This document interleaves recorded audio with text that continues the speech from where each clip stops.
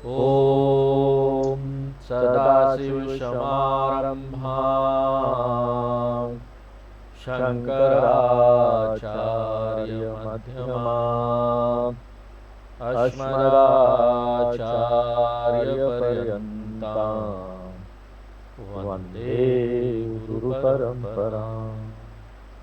ॐ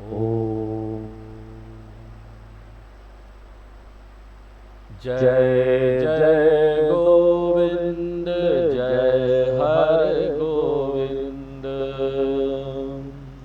जय गोविंद जय हरे गोविंद। जय जय गोविंद जय हरे गोविंद। जय जय गोविंद जय हरे गोविंद। जय जय गोविंद जय हरे गोविंद। जय जय गोविंद जय हरे गोविंद। जय जय गोविंद जय हरे गोविंद। देखो पता कैसे है अलग से जय जय गोविंद जय हरे गोविंद। जय जय गोविंद जय हरे गोविंद। जय जय गोविंद जय हरे गोविंद।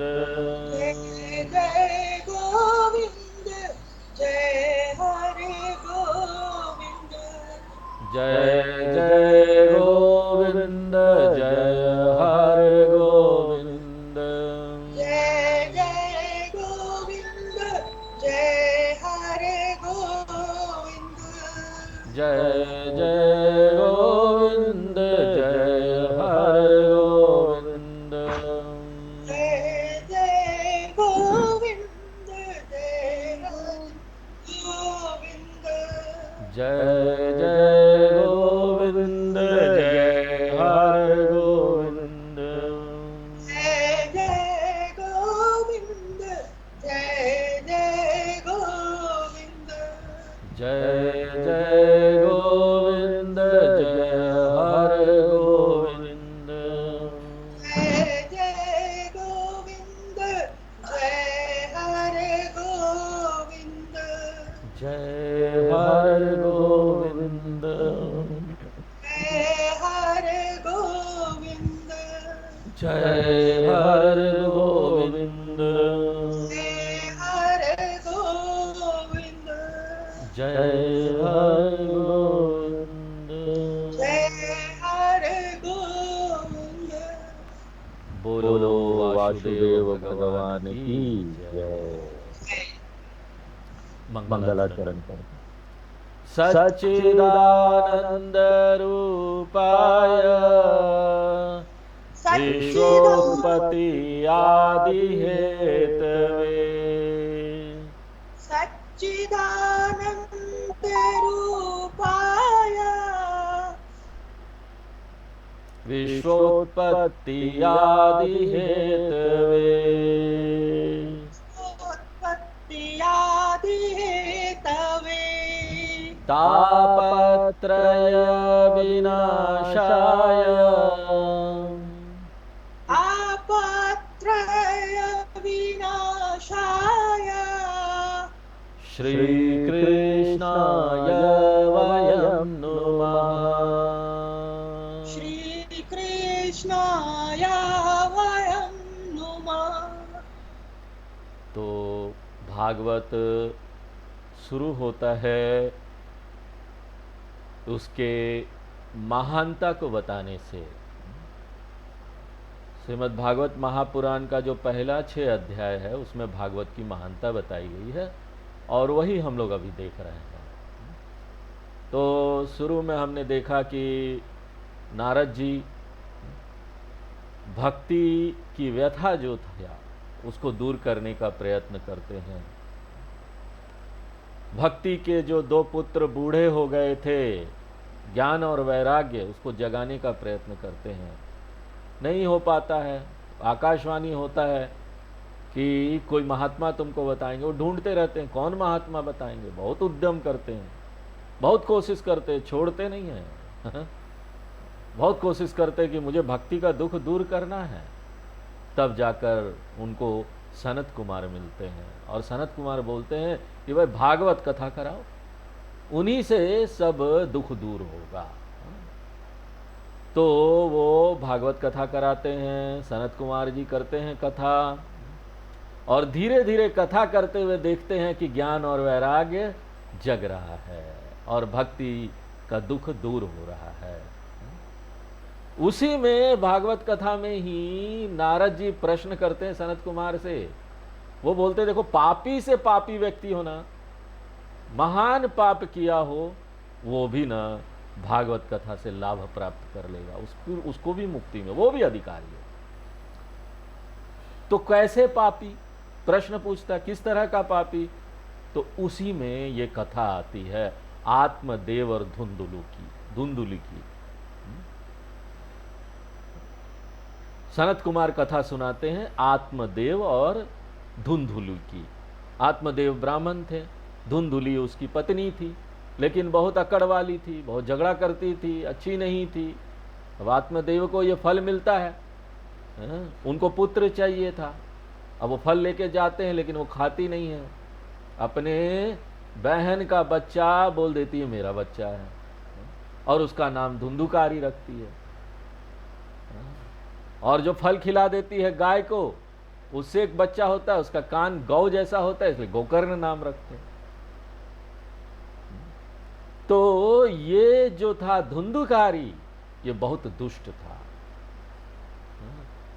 बहुत गलत गलत काम करता था, और उसने क्या किया, अपने पिताजी का सारा धन नष्ट कर दिया, सब बर्बाद कर दिया। पिताजी रोते रोते गए गोकर्ण के पास। गोकर्ण बड़ा ज्ञानी पंडित बन गया था, क्योंकि वो तो गौ माता के पेट से जन्मा था, और वो भी ज्ञानी महात्मा जो उन्होंने फल दिया था उससे जन्मा था, तो बड़ा पंडित था। वो अपनी पिताजी को समझाता है कि पिताजी देखो, ये संसार में अब मत रमो, आपका अब ये उम्र नहीं रहा, ये ममता बुद्धि छोड़ो। इसलिए देखिए हमारे जो संस्कृति में है, हमारे धर्म में 4 आश्रम बनाए गए ना, ब्रह्मचर्य, गृहस्थ, वानप्रस्थ और सन्यासी। पहले तो लोगों के पास बहुत सुविधा थी, और वैदिक काल में लोग इस बात को मानते भी थे, तो वो बाहर से भी इसको करते थे। यानी कि ब्रह्मचर्य हुए, गुरु के आश्रम में गए, वहाँ पूरा वेद और दूसरी और चीज़ें विद्या वगैरह सीखी, उसके बाद चाहे तो गृहस्थ अपना लो, चाहे तो सन्यासी हो जाओ। गृहस्थ होते थे, विवाह करते थे, गृहस्थ आश्रम में अपना कर्म करते थे, सबको सेटल डाउन कर दिया, एक उम्र हो गई तो फिर वो क्या करते थे, घर छोड़ देते थे और वन में चले जाते थे। इसलिए बोलते वानप्रस्थ, वन में कुटिया बनाकर। अब पहले इतना डर नहीं था ना, राजा लोग रक्षा करते थे, जो भी वानप्रस्थ जाते थे वन में उनको खाना वाना सब पहुंचा दिया जाता था। हा? तो सब ये सुविधा थी, लेकिन आज नहीं है। आज समाज ऐसा नहीं है, वन में जाओगे तो या तो जानवर खा लेगा, या जानवर से ज्यादा जो इंसान है ना वो गंदा हो गया। कलयुग चल रहा है, इसीलिए तो भागवत कथा है ना कलयुग से छुड़ाने के लिए। जब वन में जाओगे, वानप्रस्थ हो गए, पता चला कोई ना कोई आकर कोई चोरी कर लिया, कोई डकैती कर लिया। जो हमारे रमण महर्षि जी हैं, उनकी एक कथा आती है, उनका आप आत्मकथा पढ़ेंगे, बड़ा अच्छा है रमण महर्षि जी का। तो उसमें आता है कि वो पहाड़ पर जाकर न रहते थे, एक कुटिया बना हुआ था, कुछ किचन था, खाने पीने कुछ 1-2 बर्तन थे। अब वहां भी डकैत आ गए और उनके सामने ही चोरी कर रहे हैं, वो उन्होंने कुछ नहीं किया, ले जाओ सारा जो था बर्तन फर्तन उनके सामने ही ले गए ऐसे देखते हुए वो चुपचाप देखते रहे, ले जाओ, तुमको जरूरत है तुमको जरूरत है तो ले जाओ। वो ऐसे महात्मा थे, वो क्या रोके, हो तो सबको दे देते थे अपना जो भी चीज है। तो इस तरह से वानप्रस्थ होना भी कठिन काम है। तो आज के समाज में अगर आप इसको बदलेंगे तो हमको इसको कैसे करना, मानसिक रूप से, क्योंकि ब्रह्मचर्य भी तो हमने किया नहीं। तो अभी हम घर में ही बैठे बैठे ब्रह्मचर्य कर लें, ज्ञान प्राप्त कर लें, और उसके बाद अपना कर्म कर लें। मानसिक रूप से गुजरिए, वानप्रस्थ हो जाए। वानप्रस्थ यानी ज्यादा इंटरफेयर, एक समय आने पर ज्यादा इंटरफेयर मत कीजिए। आपके घर में लोग हैं, उनको अपना काम थमा दीजिए, अपने अपने पास जो चाबी रखते थे चाबी क्षमा दीजिए बिजनेस उजनेस का, और ज्यादातर समय भगवान को दीजिए, उनके पूजा पाठ उपासना में दीजिए। इसको बोलते वानप्रस्थ। तो वही पंडित था, ज्ञानी, कोई भी आचार्य होगा ऐसे ही समझाएगा ऐसे लोगों को।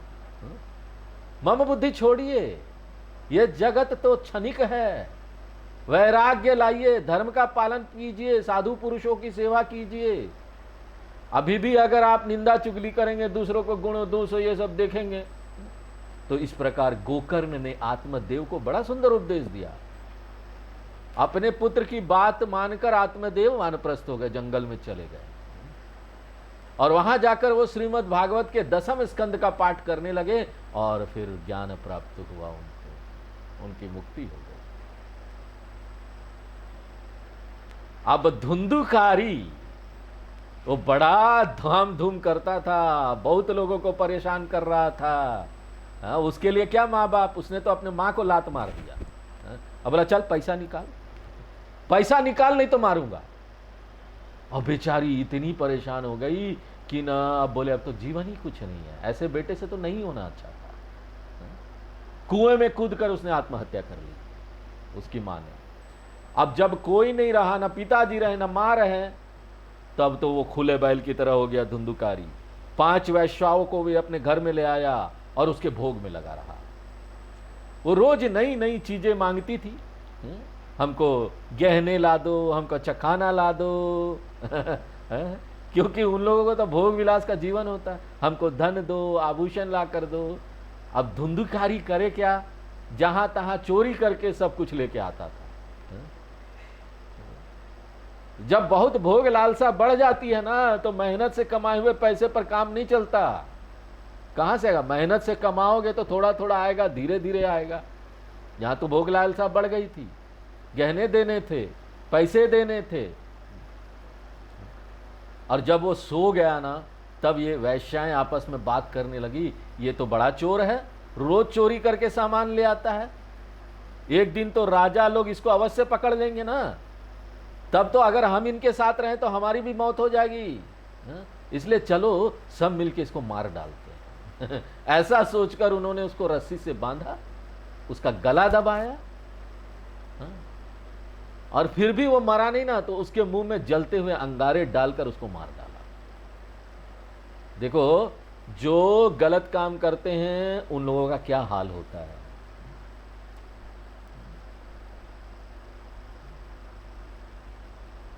तो बाकी लोग उससे पूछे कि भाई ये कहाँ गया धुंधुकारी, तो सबको बोल दे रहे धन कमाने के लिए किसी दूसरे देश में गया है, और धीरे धीरे करके वो सब भी वहां से भाग गए। और ये गोकर्ण हमारे ज्ञानी पंडित महात्मा, जो गौ के माता के पेट से पैदा हुए थे, वो यात्रा करने के लिए चले गए। जब अपने भाई की मृत्यु का समाचार मिला तो उन्होंने क्या किया, गया में वहाँ श्राद्ध होता है, पवित्र क्षेत्र है, वहाँ पर श्राद्ध कर्म किए, और घूमते घामते अपने गांव वापस आ गए। रात में जब वो आंगन में सो रहे थे, तब वहां पर उन्होंने भयंकर दृश्य देखा। एक बड़ा ही भयंकर प्राणी था, जो कभी बकरे की शक्ल वाला तो कभी भैंसे की शक्ल वाला, कभी गंधर्व की तो कभी देवता की आकृति वाला हो जाता था। गोकर्ण सोचने लगा, भैया ये मेरे घर में कौन है, कोई भूत, कोई भयानक प्राणी, प्रेत आत्मा। तो उसने पूछा, बोले तुम कौन हो, लेकिन वो उत्तर ही नहीं दे पा रहा था। अब गोकर्ण घबराए नहीं, इनको ज्ञान होता, घबराते नहीं इन सब चीजों से। तो उन्होंने क्या किया, उनके ऊपर जल छिड़का, तो ना बोलने की शक्ति आ गई। वो बोला, मैं तुम्हारा भाई धुंधुकारी हूं, अपने घोर गलत कर्मों के फलस्वरूप मुझे ये प्रेत योनि प्राप्त हो गई है, भटक रहा था प्रेत बनकर। अरे गोकर्ण ने कहा, भाई मैंने तो तुम्हारी मुक्ति के लिए बहुत सारे श्राद्ध किए, क्या तेरी मुक्ति नहीं हुई? धुंधकारी कहता है कि मैंने तो इतने पाप किए हैं कि तुम हजारों श्राद्ध भी करोगे ना तो मेरी मुक्ति नहीं होगी। तो गोकर्ण बोले तो अब मैं क्या करूं? तो वो बोलता मुझे मालूम नहीं, लेकिन कुछ भी उपाय करो, मुझे छुड़ाओ इस योनि से। तो सुबह सुबह प्रातः उठकर गोकर्ण सोचने लगे कि इसके लिए अब क्या करें। पास के गांव वाले लोग मिलने के लिए आते हैं, तब उन लोगों से भी पूछकर वे सूर्य भगवान की उपासना प्रार्थना करते हैं कि सूर्य भगवान कुछ बताएं। तो सूर्य भगवान प्रसन्न होकर कहते हैं कि तुम भागवत सप्ताह करो, सब ठीक हो जाएगा। अब देखो घूम फिर कर बात आ गई ना, भागवत सप्ताह। तो बोले अच्छा। तुरंत ही भागवत सप्ताह का आयोजन शुरू हो गया। सब लोग आंगन में बैठ गए। गोकर्ण ने भागवत कथा कही और वहां पर एक बांस पड़ा था जिसमें 7 गांठें पड़ी हुई थी। प्रेतात्मा धुंधुकारी को कोई और जगह नहीं मिली तो क्या किया, बांस में जाकर बैठ गया। एक दिन की कथा हुई तो एक गांठ फट गया, एक बांस का। 7 गांठ पड़ी थी, 7 गांठ में से एक फट गया। दूसरे दिन की कथा हुई, दूसरा गांठ फट गया। अरे लोगों की समझ में नहीं आ रहा था कि ये कुछ फटने की आवाज कहां से आती है। 7वें दिन कथा समाप्ति पर बांस की आखिरी गांठ भी फट गई और उस बांस में से एक दिव्य देहधारी जीव निकला। वो गोकर्ण को प्रणाम करके बार बार धन्यवाद देता कि भाई तुमने मेरी मुक्ति करा दी, मुझे दुर्गति से बचा लिया, मैं तुमको किस प्रकार से धन्यवाद दूं। देखो भाई हो तो ऐसा, भाई हो तो ऐसा कुछ ऐसा करे कि मुक्ति हो जाए। अपने संबंधियों के लिए आप कुछ ऐसा करो कि वो लोगों को सत्संग में रुचि हो जाए, मुक्ति हो जाए। ये सबसे अच्छा काम होता है। अपने संबंधियों की सेवा करनी है ना, इससे बड़ा सेवा और कुछ नहीं है। क्योंकि बाकी चीजें प्राप्त करके तो उनका समस्या सुलझने वाला नहीं है। भगवान की तरफ उनको मोड़ोगे, सत्संग की तरफ उनको मोड़ोगे, तभी तो उनकी समस्या सुलझेगी ना। ये सबसे बड़ा महान काम आप अपने जीवन में करेंगे। अगर एक व्यक्ति को भी आप मोड़ देते हैं ना, एक व्यक्ति को भी, तो ये संसार में एक महान सेवा होता है। पूरी धरती दान करके भी आप वो नहीं कर सकते। आपके पास पूरी धरती आ गई ना, एक एक करके दान करो, आप सोचोगे पुण्य आ जाएगा। एक आदमी को सत्संग में मोड़ दो तो उतना पुण्य मिल जाता है।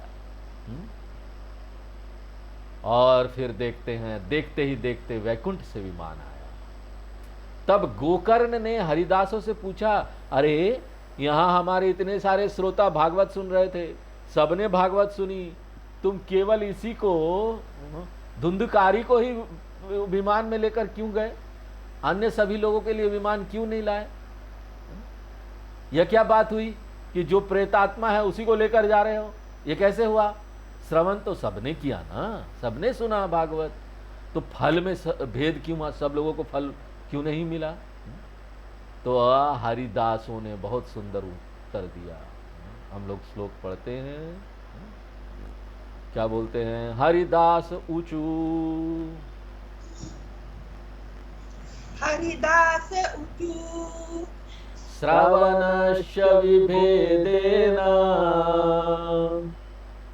श्रवणस्य विभेदेन, फलभेदोऽत्र संस्थितः, फलभेदोऽत्र संस्थितः, श्रवणं तु कृतं सर्वैः,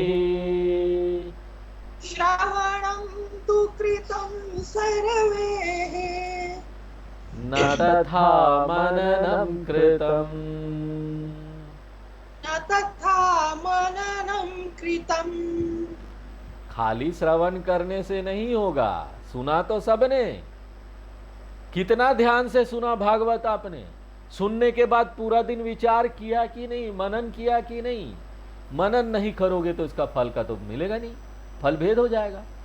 सुन तो सब लोग रहे थे, लेकिन सुनने के समय क्या सोच रहे थे? अरे आज कथा समाप्त हो जाएगा तो घर जाकर ये खाना बनाएंगे, फिर उसके घर जाएंगे, उससे मिलना है, मिलने आने वाले हैं, वहां जाकर ये बातें करेंगे। तो नाना प्रकार के विचार मन में आ रहे थे।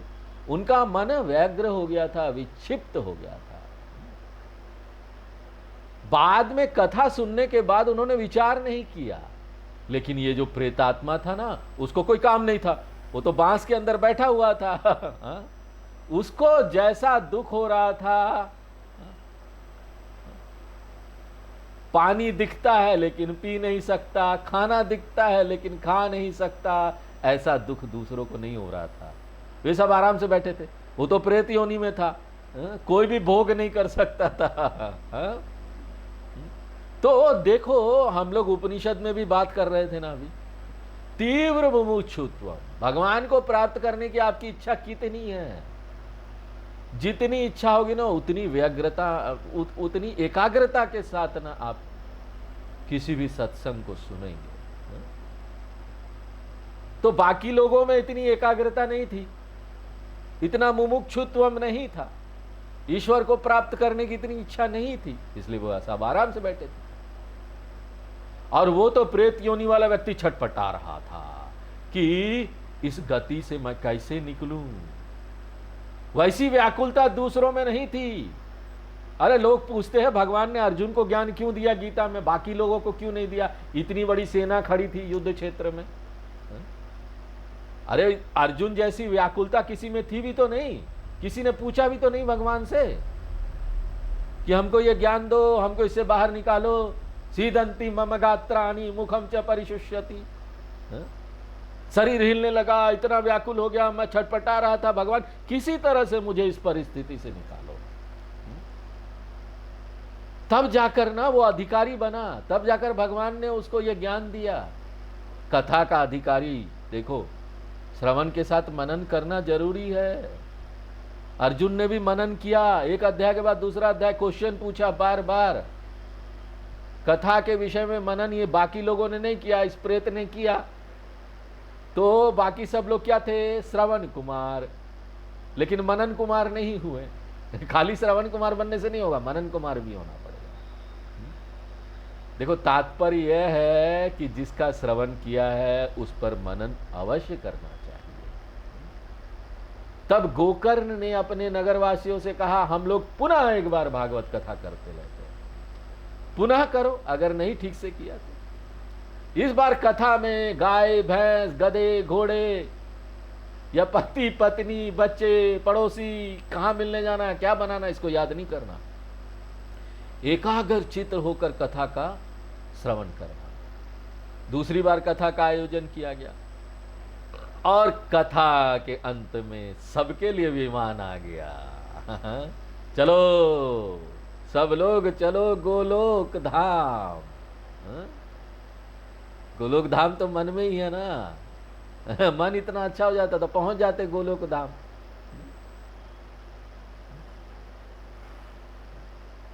तो अभी आगे का श्लोक पढ़ते हैं। अयोध्यावासिन पूर्वम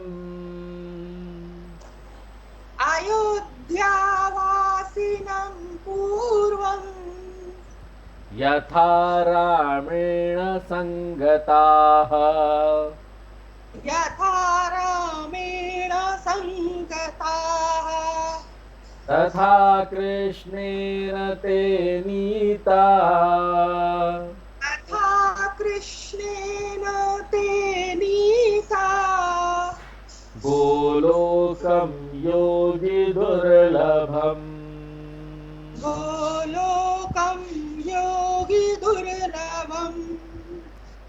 भगवान श्री कृष्ण स्वयं सब लोगों को वैकुंठ लेकर चले गए। कैसे? जैसे श्री राम जी अयोध्या वासियों को साकेत ले गए थे, हम भी देखो 7वें दिन का जो होता है ना भागवत, वो बड़ा प्रसिद्ध है। उसी की बात भागवत में की गई है, क्योंकि कलयुग में लोगों के पास समय बहुत कम होगा। अब यहाँ पर हमारे पास तो समय ही समय है, इसलिए हम विस्तार से सुन रहे हैं भागवत को, 7 दिन में नहीं, बड़े विस्तार से क्लास कर रहे, सीख भी रहे, सुन भी रहे। तो यहाँ पर 7वें दिन की महिमा बताई गई है। तो क्या होगा? 7वें दिन की प्रतीक्षा करेंगे। देखिए हमारी ये जो संस्कृत भाषा है ना बड़ी सुंदर है, बड़े सारे अर्थ निकलते हैं उसमें। विमान आएगा, एक शब्द के अनेक अर्थ होते हैं। विमान शब्द का क्या अर्थ होता है? हवाई जहाज। और दूसरा अर्थ ले तो मान, मान माने अभिमान, माने अभिमान चला गया। ऐसा विमान आ जाता है कि अभिमान ही चला जाएगा, कोई अभिमान नहीं। जब तक हम अभिमान करते, अभिमान इस देह का अभिमान, हम ये देह हैं, देह रहित, अभिमान रहित होना मुक्ति है। देखो ये तो बड़ी चतुराई है ना, उड़ने वाला विमान ना आए तो किसी को दुख ना हो, इसलिए पहले ही दूसरा अर्थ बतला दे रहे हैं। बाद में आप बोलेंगे स्वामी जी इतनी भागवत कथा आपने सुनाई, भगवान विमान लेके तो आए नहीं हमको ले जाने के लिए, इसलिए हम पहले बता दे रहे हैं। कोई विमान ना आए ना, अभिमान का मतलब है आपका अभिमान चला जाएगा, देह से अभिमान चला जाएगा।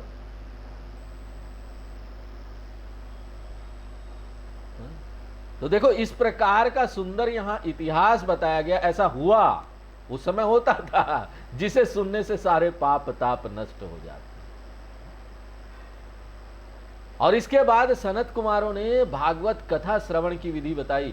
कहते हैं कि मुहूर्त निकालना चाहिए, भागवत कथा के लिए तैयारी करनी चाहिए, लोगों को आमंत्रण देना चाहिए, आओ। ये 7 दिन का भागवत कथा होता है ना, बहुत धूमधाम होता है उसमें।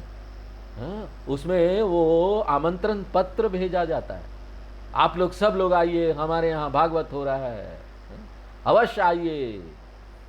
और श्रोता और वक्ता दोनों को भक्ति पूर्वक श्रद्धा पूर्वक आना चाहिए। वक्ता को बड़ी श्रद्धा से कथा कहना चाहिए और श्रोता लोगों को भक्ति पूर्वक कथा सुननी चाहिए। और इसका ध्यान रखना चाहिए कि श्रवण में कोई बाधा न पड़ जाए।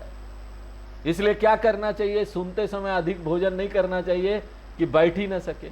आप बहुत भोजन करके बैठेंगे ना सुनने, सुना नहीं जाएगा। हाँ, वो तो पेट के नीचे सारा जो सिर का जो एनर्जी ऊर्जा होता है ना, पेट में चले जाता, प्राणिक ऊर्जा, और पेट में पचा रहा होता है, तो ऊपर वाला तो नींद आ रहा होता है, नीचे वाला काम कर रहा होता है। हाँ? तो नियम पूर्वक, बड़ा नियम बताया गया इसके लिए कि तप पूर्वक इसको सुनना चाहिए। भली प्रकार से कथा सुनने और कहने से ना बड़ा आनंद आता है। इस प्रकार भागवत कथा की विधि बताने के बाद पूरी भागवत कथा वहां पर बताई गई। कथा की समाप्ति पर सुखदेव जी साक्षात वहां पधारे। 16 वर्ष के सुखदेव जी हैं और उनके प्रवेश करते ही सब लोग खड़े हो गए। सोचो कैसे होंगे वो, इसलिए भागवत कथा को सुख कथा भी बोला जाता है। स्वर्गे सत्ये च कैलासे वैकुंठे नास्तयम रसः अतः पिबंतु सद्भाग्य मामा मुंचत करहि चित। सुखदेव जी कहते अरे यह भागवत रस तो स्वर्ग आदि लोगों में भी प्राप्त नहीं होता। निगम कल्पतरोर गलितम फलम, वेद रूपी कल्प वृक्ष का ये एकदम पका हुआ फल है भागवत। सुख मुखादि अमृत द्रव संयुतम, यह अमृत है। देखिए तोते का सुख तोता को भी बोलते, तोते का चखा हुआ फल एकदम रसीला होता है ना। वो तोता वही फल चुन के खाएगा ना जो रस, जिसमें रस होता है, वो फल आप खाइए, बड़ा मजा आएगा। और सुख का अर्थ तोता भी होता है और सुखदेव जी भी है। तो ये तो वैरागी परमहंस है, फिर भी इन्होंने इसका रसास्वादन किया है। और प्रायः फल को तो खाया जाता है, लेकिन यहां कहा इस फल को पी लो। यह रस रूपी फल है, इसमें कुछ भी छोड़ने जैसा नहीं है, रस ही रस है।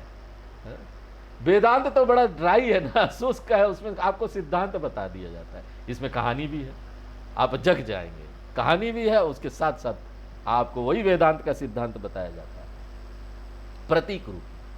अन्य फलों में तो छिलका गुठली आदि फेंक दिए जाते हैं ना, लेकिन ये भागवत रूपी फल, इसमें फेंकने जैसा कुछ नहीं है, रस ही रस है। पिबत भागवतम रसमालयम, कब तक पिए, बोलते जब तक, पीते पीते जब तक आपका मन परमात्मा में लीन नहीं हो जाए तब तक। लीन होने के बाद सुनते रहो, श्रवण करते रहो, जब तक हो नहीं जाता है तब तक करते रहो। बाद में तुम उसी रस में डूबे, इतना हो जाएगा ना कि आप उसी रस में डूबे रहेंगे, आपको कुछ चीज का भान नहीं होगा, ना अपना शरीर का भान होगा, ना बाकी दुनिया का भान होगा। देखो अब और भी आगे आश्चर्यजनक बात हुई। जब सुखदेव जी वहां पर आ गए तो उनके आने के बाद भगवान श्री कृष्ण से भी वैकुंठ में बैठा नहीं गया। बोले अरे भाई सुखदेव जी आ गए, मुझे जाना ही पड़ेगा। जितने भी भक्त लोग थे, प्रहलाद, उद्धव, अर्जुन, बलि, वो सबको लेकर भगवान वहां आ गए। अब ये हुआ कि सारे भक्त लोग वहां कीर्तन करने लगे भागवत में, और बीचों बीच ज्ञान भक्ति वैराग्य नृत्य करने लगे। भगवान ने तो कही रखा है ना, मद भक्त यत्र गायंती तत्र तिष्ठामिव नारद। मेरे भक्त जहां गान करते हैं मैं वहीं रहता हूं नारद। तत्र तिष्ठामि, तिष्ठामि ही नहीं नृत्यामि, मैं नृत्य भी करता हूं, खाली खड़ा नहीं रहता हूं, मैं वहां नृत्य करता हूं। कैसे? प्रहलाद तालधारी, प्रहलाद लकड़ी के करताल बजा रहे हैं, उद्धव कांस्यधारी, उद्धव जी झांझे बजा रहे हैं, नारद जी वीणा बजा रहे हैं, अर्जुन राग अलाप रहे हैं, गा रहे हैं, स्वकुशलतया राग करता अर्जुन। देखो हम सब लोग अर्जुन को धनुर्धारी समझते हैं, हमको लगा था बड़ा बड़ा धनुर्धारी है, वीर है, योद्धा है, सैनिक है। हमको नहीं पता था अर्जुन को कितना ज्ञान था, कितना सब कुछ जानता था, संगीत भी जानता था, राग में गा रहा है। अब देखो ये कितने लोगों को मालूम है, बहुत बड़े गायक थे अर्जुन। और इंद्रोवादीन मृदंगम जय जय सुकरा कीर्तने ते कुमारा। इंद्रदेव मृदंग बजा रहे हैं, कीर्तन के बीच में सनत कुमार आदि जय जयकार करते हैं, वृंदावन विहारी लाल की जय।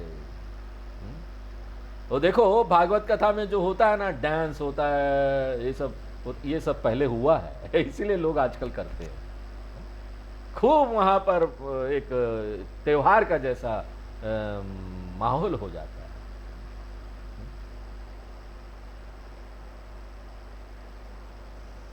अब कोई कहेगा कि कविता कौन लिख रहा था, तो बोले यत्राग्रे भाव वक्ता सरस रचनाया व्यासपुत्रो बभूवः।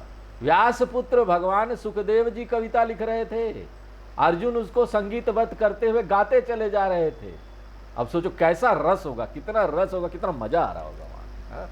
ये पार्टी उटी की जरूरत नहीं है, इसलिए तो समाज में देखो भागवत कथा ये सब होता ना, कहाँ आप लोग ये सब, कहाँ इधर उधर पार्टी करो, मिलो, वहां डांस उन्स करो। इससे ज्यादा डांस और क्या कर सकते हैं? खूब नृत्य करो, खूब डांस, भगवान का भी नाम लो साथ में, कितना अच्छा है। महाराष्ट्र के संत लोग वर्णन करते हैं कि जब पंढरपुर के भक्तजन कीर्तन करने लगते हैं, उस समय कीर्तन करते थे तो नामदेव कीर्तन करी पूढ़े नाचे पांडुरंग। नामदेव कीर्तन करते थे तो पांडुरंग भगवान स्वयं आकर नृत्य करते थे, ऐसा बोला जाता है। और एक बार नृत्य करते करते इतने मगन हो गए कि गलला पीतांबर, उनका पीतांबर गिर गया और भगवान को पता ही नहीं चला। तब सब पर प्रश्न होकर भगवान कहते हैं, मैं तुम सब पर बहुत प्रश्न हूं, जो वर चाहिए मांग लो। वरदान देने के लिए तैयार भगवान। तो अब देखो भक्तों ने क्या मांगा। 6 अध्याय का 89 नंबर श्लोक पढ़ते हैं। नगाह गाथासु च सर्वभक्तैः, नगाः गाथासु च सर्वभक्तैः, एभिस्त्वया भाव्यमिति प्रयत्नात्, एभिस्त्वया भाव्यमिति प्रयत्नात्, मनोरथोऽयं परिपूर्णीयः, मनोरथोऽयं परिपूर्णनीयः, तथैति चोक्त्वान्तरधीयता च्युत, तथेति स्वान्तरधीयताच्युतः। हाँ, तो भगवान जहां कहीं भी भगवत कथा होगी, आप इसी प्रकार वहां आकर सबको प्रसन्न कीजिए, लोगों के मनोरथ को आप पूर्ण कीजिए, हम यही वर चाहते हैं। देखो, इनको संत कहते हैं। तथास्तु कहकर भगवान अंतर्धान हो गए। अब देखिए कैसा वर मांगा।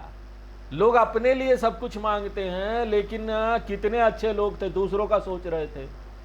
वो बोलते हैं जहां भी भागवत कथा होगी आप वहां आकर सबको प्रसन्न कीजिए। आगे के पीढ़ियों के लिए कितना बड़ा काम कर दिया उन्होंने।